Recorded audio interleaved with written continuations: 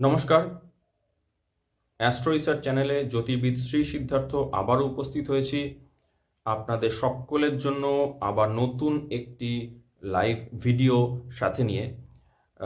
আপনাদের বিগত দুই পর্বে আমি আলোচনা করেছিলাম বৃহস্পতি গ্রহ এবং শনি গ্রহ।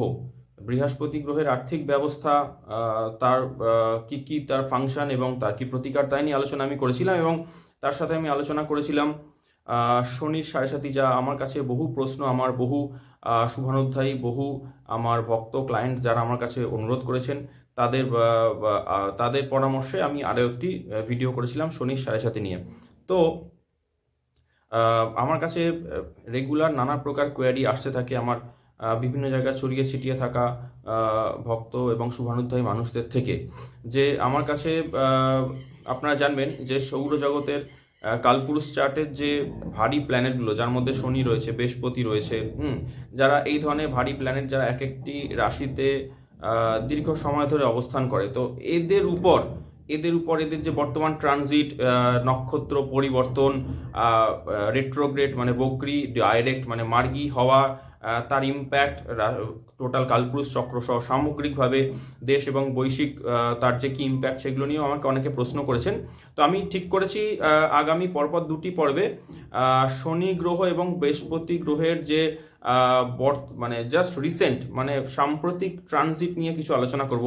আপনারা যারা হরোস্কোপ জানেন তারা খুব ভালো করেই জানেন যে শনিদেব আমার গত 29শে জুন 2024 থেকে এই বিগত 15ই নভেম্বর অবধি কুম্ভ রাশিতে রেট্রোগ্রেড বা বক্রী অবস্থায় ছিল। সেই শনিদেব 15ই নভেম্বর অনওয়ার্ডস কিন্তু মার্গী হয়েছেন কুম্ভ রাশিতে 18.5 ডিগ্রির আশেপাশে। তো আমি আজকের ভিডিও আমার সেই সমস্ত মানুষদের জন্য আমি তুলে ধরছি যারা কুম্ভ রাশিতে শনির মার্গী গোচর এবং তার ইম্প্যাক্ট, তার ফলাফল, সামগ্রিক অর্থ ব্যবস্থা, দেশ এবং বৈশ্বিক পরিস্থিতি নিয়ে জানতে চেয়েছেন। তো চলুন শুরু করা যাক। শনি দেবের কুম্ভ রাশিতে মার্গী হওয়া নিয়ে আমার নতুন এপিসোড, যেখানে আমি আলোচনা করব আপনাদের ভারত তথা সামগ্রিক বিশ্বের সামগ্রিক পরিস্থিতি এবং অর্থব্যবস্থা নিয়ে। চলুন শুরু করা যাক। দেখুন, যারা চার্ট জানেন, যারা অ্যাস্ট্রোলজি সামান্যতম বিষয়ে অবহিত আছেন, তারা জানেন যে শনি এতদিন পর্যন্ত রেট্রোগ্রেড অবস্থা ছিল, এটা অনেকেই জানেন।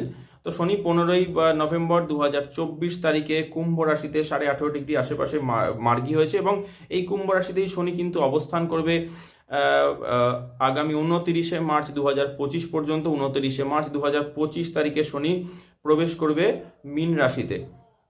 যাই হোক, এর মধ্যে আপনার এই যে আমি বললাম যে 15ই নভেম্বর থেকে 29শে মার্চ, এর মধ্যে কিন্তু শনি এখন বর্তমানে রাহু নক্ষত্রে অবস্থান করছে মার্গী অবস্থা, এবং সেই শনি কিন্তু আগামী 27শে ডিসেম্বর কিন্তু বৃহস্পতি নক্ষত্রে বা পূর্ব ভাদ্রপদ নক্ষত্রে কিন্তু গোচর করবে। যাই হোক, তো আমি বর্তমান শনির কুম্ভ রাশিতে বক্র গতি থেকে মার্গী গতি হওয়ার পরে যে ইম্প্যাক্ট ভারত এবং তথা বিশ্ব জুড়ে তার কি পরিস্থিতি, সেই নিয়ে আপনাদের সামনে আমি তুলে ধরছি।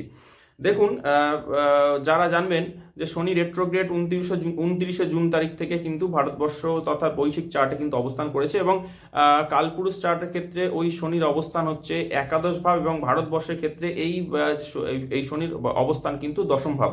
তো শনি এই রেট্রোগ্রেড অবস্থায় কুম্ভ রাশিতে 29শে জুন থেকে 15ই নভেম্বর অবধি থাকাকালীন বিশ্বজুড়ে বিভিন্ন জায়গায় কিন্তু গৃহযুদ্ধ, বিভিন্ন দেশের মধ্যে কিন্তু আভ্যন্তরীণ গোলযোগ, সমস্যা, আন্দোলন, কিছু ক্ষেত্রে যুদ্ধের দামামা। আপনারা জানেন যে সাউথ ইস্ট এশিয়া, একটু ভুল বললাম, আপনার মিডল ইস্ট, তার সাথে কিন্তু ইসরায়েলের সাথে যুদ্ধ চলছে, ইউক্রেন, তার সাথে যুদ্ধ চলছে আপনার রাশিয়ার, এবং এই সমস্ত যুদ্ধের প্রাবল্য বৃদ্ধি, বিভিন্ন জায়গায় দাঙ্গা, অশান্তি, প্লাস পৃথিবী জুড়ে বিভিন্ন জায়গায় আপনার কিন্তু বিপুল লেভেলে বৃষ্টিপাত, জলস্তর বৃদ্ধি, এবং সাথে ভারতবর্ষের ক্ষেত্রে বিভিন্ন জায়গায় কিন্তু আমার কেন্দ্রীয় গোয়েন্দা সংস্থা যেরকম ইডি, সিবিআই, এনসিবি, এদের কিন্তু সক্রিয়তা নজর করা গিয়েছে। এটা কিন্তু আমি রেট্রোগ্রেড অবস্থার কথা বললাম, যার সময়সীমা হচ্ছে 29শে জুন থেকে আপনার 15ই নভেম্বর 2024 পর্যন্ত। এবারে যারা শনিদেবের ফাংশনাবিলিটি বা কার্যকারিতা জানেন, তারা খুব ভালো করেই জানবেন যে সৌরজগতের সর্বাপেক্ষা ভারী গ্রহ শনি মার্গী বা বক্রী হলে পৃথিবীতে নানা প্রকার প্রাকৃতিক বিপর্যয়জনিত সমস্যা হঠাৎ করে কিন্তু তাণ্ডব সৃষ্টি করবে। কখন? যখন রেট্রো থেকে ডিরেক্ট হচ্ছে বা ডিরেক্ট থেকে রেট্রো হচ্ছে বা এর মধ্যবর্তী সময়গুলোতে কিন্তু প্রাকৃতিক বিপর্যয় আচমকা নানাভাবে কিন্তু দেখা যায়। সে তার মধ্যে আপনার আর্থকোয়েক রয়েছে, ন্যাচারাল ক্যালামিটিস রয়েছে, আপনার ভলক্যানিক ইরাপশন রয়েছে, টেকটনিক প্লেটের আপনার কিন্তু মুভমেন্ট রয়েছে ইত্যাদি রয়েছে, এবং তার সাথে কিন্তু কিছু ট্রান্সফরমেশন এবং ভালো কিছু হওয়া, প্যারালালি কিন্তু কিছু খারাপ হওয়া, সেগুলো কিন্তু ঘটতে থাকবে। তো শনির যারা নেচার জানেন তারা ভালো করেই জানবেন যে শনি গ্রহ হলেন, শনিদেব হলেন ন্যায় নীতির দেবতা, এবং উনি কিন্তু ন্যায় অবশ্যই প্রদান করবেন। তো বক্রগত শনি বা রেট্রোগ্রেড থাকা অবস্থায় শনি তৎকালীন অর্থ ব্যবস্থা নিয়ে, তৎকালীন বলতে 29শে জুন থেকে এই রিসেন্ট অবধি অর্থ ব্যবস্থা নিয়ে শুধু ভারতবর্ষ না, বৈশ্বিক বিভিন্ন জায়গাতেও যারা বিভিন্ন প্রকারের কিন্তু ম্যাল প্র্যাকটিস করেছেন, বিভিন্ন প্রকারের কিন্তু অন্যায় ট্রানজ্যাকশন করেছেন, যেগুলো আপনার গভর্নমেন্ট লেভেলে কিন্তু মানে ট্রু নয়, এবং নানা প্রকারের স্ক্যাম করেছেন, ঘোটালা করেছেন, আর্থিক তছরূপ করেছেন। তো এই শনি ডিরেক্ট হয়ে যাওয়ার পর কিন্তু সেই যে স্ক্যাম বা সেই যে মানি ট্রান্সফরমেশন বা মানি লন্ডারিং বা ঘোটালা, এইগুলো যেগুলো আপনার হিডেন ছিল, সেগুলো কিন্তু আচমকা প্রকাশ পেতে শুরু করবে, নাম্বার 1। নাম্বার 2, হঠাৎ করে আপনারা নিউজ পেতে থাকবেন যে এমন বহু কোম্পানি আছে যারা তাদের শনি রেট্রোগ্রেড থাকা অবস্থায় বিগত জুন মাসের শেষ থেকে যারা হয়তো দেখা যাবে যে তাদের ব্যবসাতে অনেক কিন্তু ফ্লারিশ তারা দেখিয়েছেন, তারা কিন্তু ব্যবসাতে হাই স্টকস দেখিয়েছেন, ফলস প্রফিট শো করেছেন, তাদের ক্ষেত্রে কিন্তু হঠাৎ করে কিন্তু স্টকস নিচে পড়া শুরু হবে। নাম্বার 3, যেটা আমি একটু আগে ব্যাখ্যা করছিলাম, সেই পয়েন্টে আরেকবার আপনাদের সামনে তুলে ধরছি যে গোটা পৃথিবী জুড়ে অর্থ ব্যবস্থা বা মানিটারি সিস্টেমে কিন্তু আনস্টেবিলিটি নজরে আসবে অন্তত পক্ষে 29শে মার্চ, মানে 15ই নভেম্বর থেকে 29শে মার্চ পর্যন্ত, প্লাস মাইনাস কম বেশি কিন্তু এই যে পর্যায়ক্রম সেটা কিন্তু চলতেই থাকবে। আমি যদি স্টক মার্কেটের কথাই যদি ধরি, এরকম দেখা যাবে যে অনেক এক্সপার্ট মানুষ মার্কেটে বা স্টক নিয়ে যারা কাজ করেন, যারা স্টক এক্সপার্টাইজ যারা করেন, তো সেই রকম লেভেলের মানুষ তারাও কিন্তু মার্কেটকে সঠিকভাবে কিন্তু প্রেডিক্ট করতে পারবে না। কারণ এটা এই যে শনির রেট্রো থেকে ডিরেক্ট হওয়া, এবং এই এখন যে তার পরিস্থিতি, শনি ইভেন এখন রাহু নক্ষত্রে রয়েছে আপনার কুম্ভ রাশিতে, ভারতবর্ষের ক্ষেত্রে দশমভাবে, এবং রাহু অ্যাজ ওয়েল অ্যাজ কিন্তু ভারতবর্ষের ক্ষেত্রে একাদশ ভাব মীন রাশিতে রয়েছে, এবং সেও কিন্তু শনি নক্ষত্রে, শনি রাহু কিন্তু পরস্পর নক্ষত্র ইন্টারচেঞ্জ করেছে।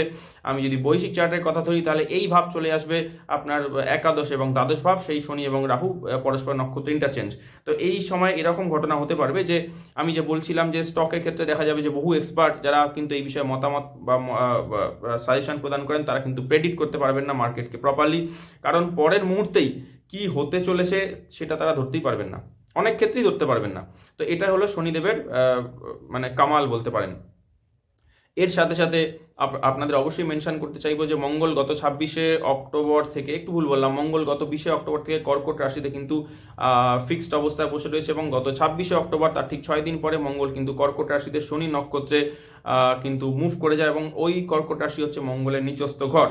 তো মঙ্গল কিন্তু আপনাদের জানিয়ে দিই যে আজকে আপনার ডিসেম্বর মাস পড়ে গিয়েছে, তো মঙ্গল কিন্তু আগামী 6th অফ ডিসেম্বর কিন্তু এই কর্কট রাশিতে মঙ্গল কিন্তু নিচস্থ হতে চলেছে, রেট্রোগ্রেড বা বক্রী হতে চলেছে। তার মঙ্গল কর্কট রাশিতে নিচস্থ অবস্থায় রয়েছে, সেখানে মঙ্গল রেট্রোগ্রেড হচ্ছে শনি নক্ষত্রে, এবং আপনার বৈশ্বিক চার্ট এবং ভারতবর্ষের চার্টের ক্ষেত্রে একইভাবে শনি মঙ্গল কিন্তু উভয় কালপুরুষ চার্ট এবং বৈশ্বিক চার্টের ক্ষেত্রে কিন্তু স্বরাষ্ট্রক যোগ তৈরি করে রেখেছে আপনার সিন্স 26th of October 2024। এবং এই যে স্বরাষ্ট্রক যোগ, এর তো একটা ম্যাল ফাংশন তো আপনারা বিভিন্ন ক্ষেত্রে নজর করছেন। আমি এর আগে শনি মঙ্গল স্বরাষ্ট্রক নিয়ে আমি দুটো পর্ব আমি দুটো এপিসোড এনেছি।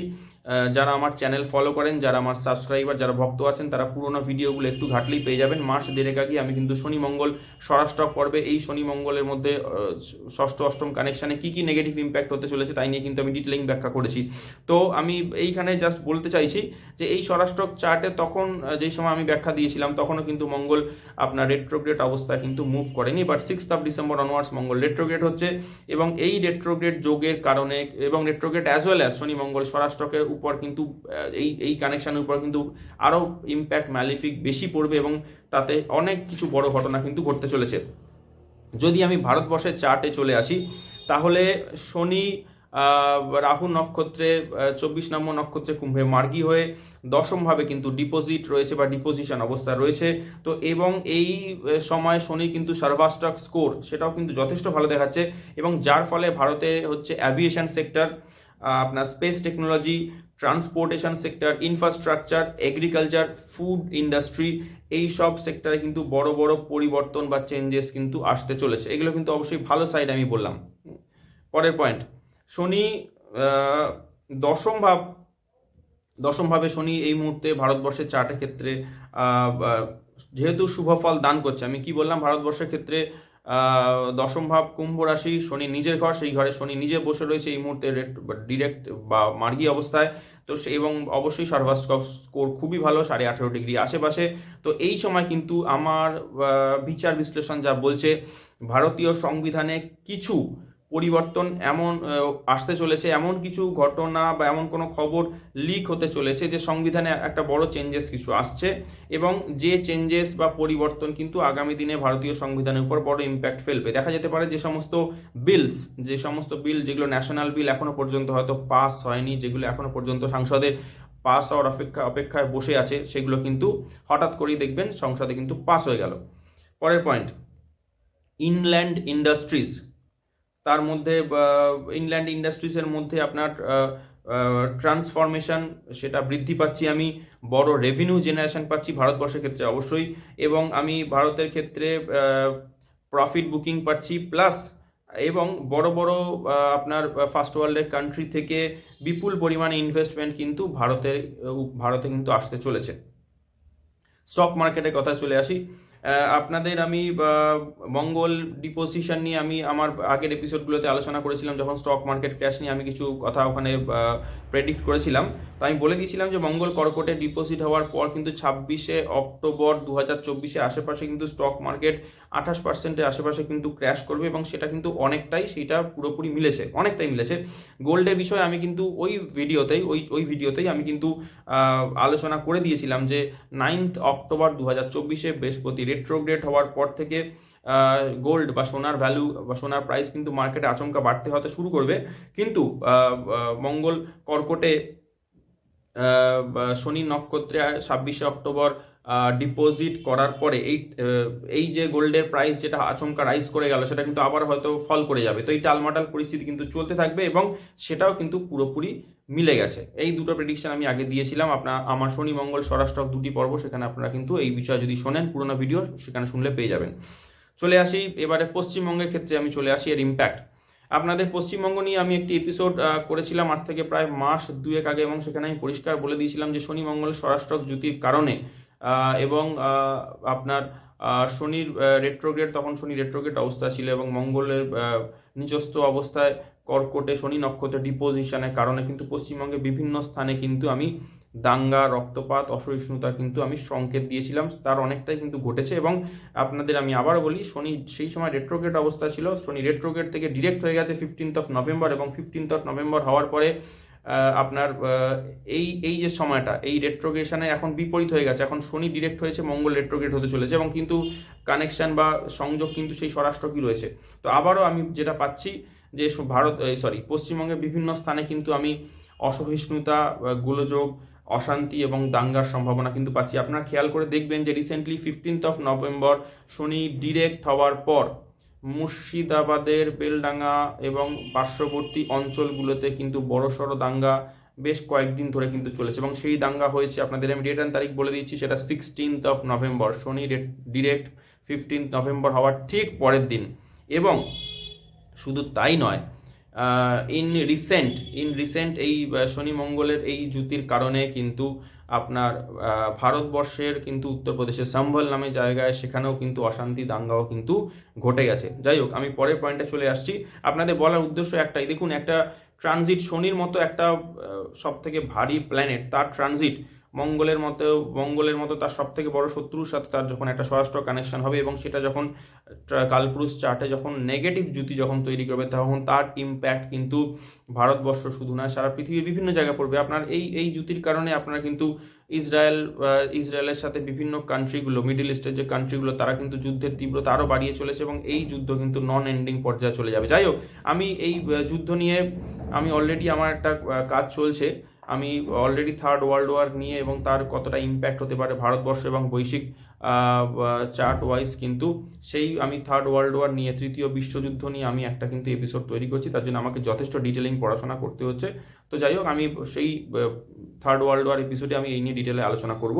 তো যাই হোক, আমি যাইনি আলোচনায় ফিরে আসি যে পশ্চিমবঙ্গের ক্ষেত্রে আমি কিন্তু রেট্রোগ্রেড হওয়ার পর থেকে ডিরেক্ট হওয়ার পর থেকে 15 নভেম্বর অনওয়ার্ডস কিন্তু পশ্চিমবঙ্গে বিভিন্ন জায়গায় আমি সাম্প্রদায়িক অশান্তি দাঙ্গার নির্দেশ পাচ্ছি এবং মঙ্গল 6 ডিসেম্বর রেট্রোগ্রেড হয়ে যাওয়ার পর থেকে আমি কিন্তু পশ্চিমবঙ্গের জন্য অনেক বড় থ্রেট কিন্তু আমি তার সংকেত পাচ্ছি, আপনারা মিলিয়ে নেবেন।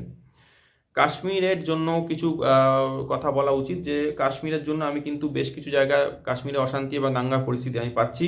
কাশ্মীরে বিভিন্ন স্থানে আর্মির জন্য বড় থ্রেট, কিছু ক্ষেত্রে সিউডো ওয়ার বা ছদ্মযুদ্ধ বা ছায়াযুদ্ধ যাকে বলা যেতে পারে, জঙ্গি ইনফিল্ট্রেশন ইত্যাদি ঘটিয়ে ভারতীয় আর্মির জন্য কিছু প্রাণহানি, বিপদ, ক্ষয়ক্ষতি কিন্তু নির্দেশ করছে এবং এই ধরনের ঘটনা কিন্তু আচমকা সাডেনলি হবেন, আপনারা যে কোনো সময় হয়তো খবরে পাবেন যে এই ধরনের ঘটনা কিন্তু ঘটেছে।